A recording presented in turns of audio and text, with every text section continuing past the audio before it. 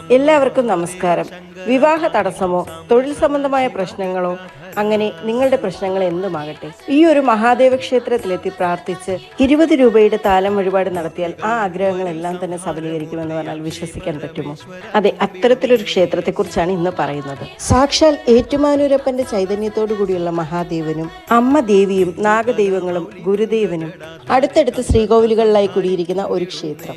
ഈ ഒരു ക്ഷേത്രത്തിലെത്തി 20 രൂപയുടെ താലം വഴിപാട് നടത്തിയാൽ നിങ്ങളുടെ ഏതാഗ്രഹവും നടക്കും. കോട്ടയം ജില്ലയിലെ മീനച്ചിൽ താലൂക്കിൽ ശാഖ നമ്പർ 43 ഉൾപ്പെടുന്ന ഒരു ക്ഷേത്രമാണിത്.